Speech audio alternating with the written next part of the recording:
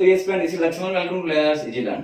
तो आज का टॉपिक हम लेंगे बफर सॉल्यूशन के बारे में। क्या होता है बफर सॉल्यूशन, ये समझेंगे। कितने टाइप्स के बफर सॉल्यूशन होते हैं ये समझेंगे। और साथ में देखो आज हम टॉपिक समझेंगे कि ये जो सल्फ्यूरिक एसिड है, एक प्रकार से प्योर सल्फ्यूरिक एसिड है ये मेरे पास, है ना, H2SO4। तो इसको भी समझेंगे कि अगर इनकी रिएक्शन किन किन के साथ इनकी रिएक्शन करवाने पर क्या क्या ये रिएक्शन के जो प्रोडक्ट हैं वो देते हैं, ये है ना, इस सल्फ्यूरिक एसिड के बारे में समझेंगे।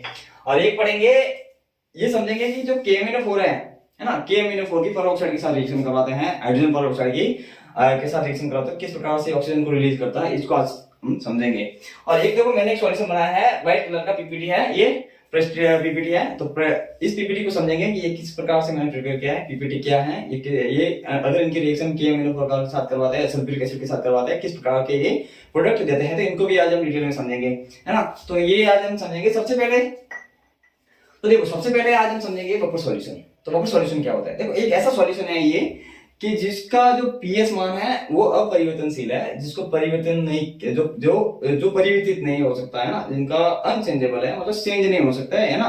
तो देखो, सबसे पहले तो एक प्रकार से प्रिजर्वेशन का ये काम करता है ना। कौन? Buffer solution.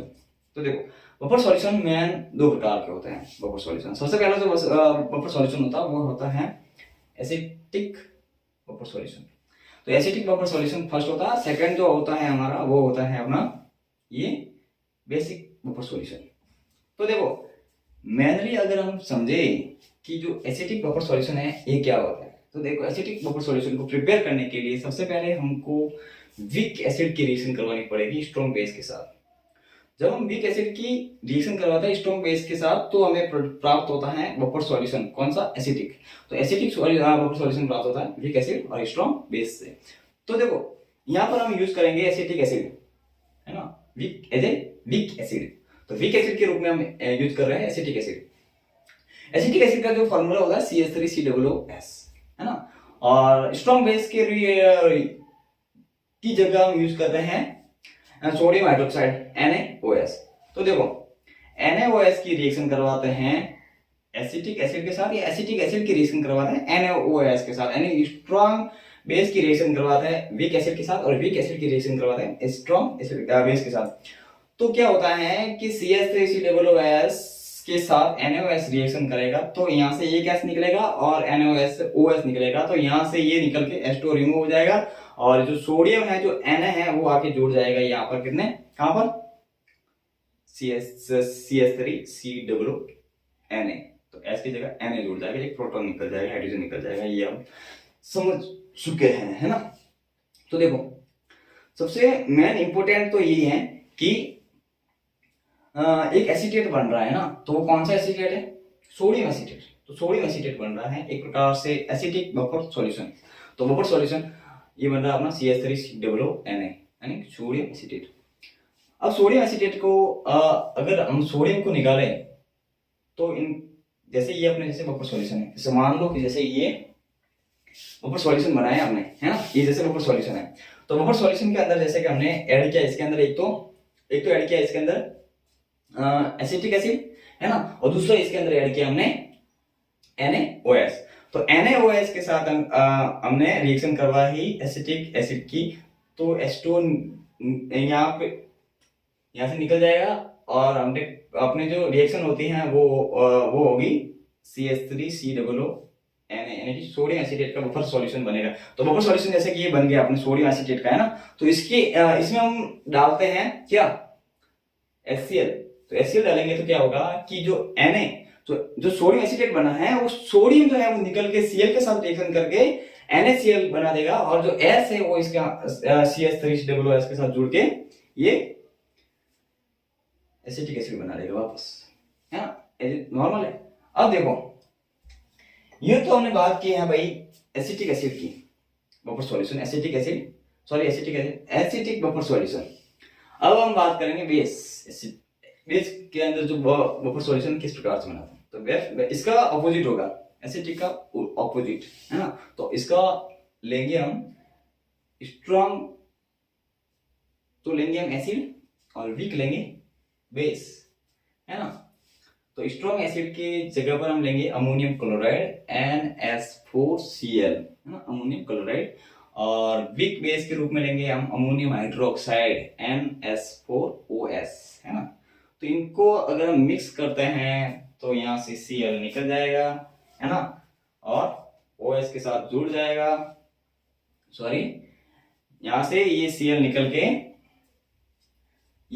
के जो OS है यहाँ से S के साथ क्रिया ये रिएक्शन हो जाएगी और ये बाहर निकल जाएगा। जैसे कि मैं आपको समझा देता हूँ, जैसे कि ये नॉर्मली जैसे कि अपने पास है जैसे अमोनियम क्लोराइड और अमोनियम हाइड्रोक्साइड का सॉल्यूशन है ना।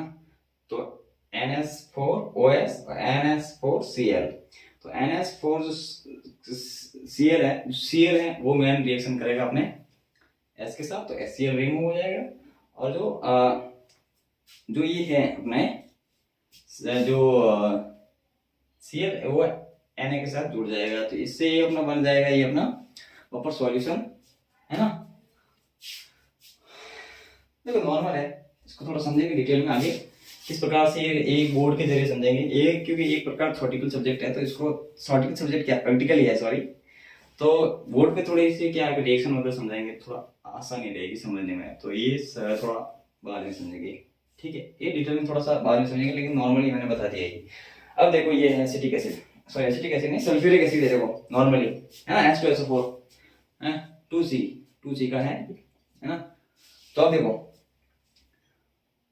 अगर हम पोटेशियम पर मैग्नेट, जैसे कि ये है पोटेशियम पर मैग्नेट, है ना, पोटेशियम पर मैग्नेट की रिएक्शन करवाते हैं, जैसे कि इन दोनों को हमने मिक्स कर दिया है ना किसी बीकर के अंदर, थोड़ा सा ले लिया हमने सल्फ्यूरिक एसिड और इसी के साथ हमने ऐड कर दिया, सॉल्यूशन ले लो या फिर सॉल्ट फॉर्म में KMnO4 ले लो, पोटेशियम पर मैग्नेट ऐड कर दिया।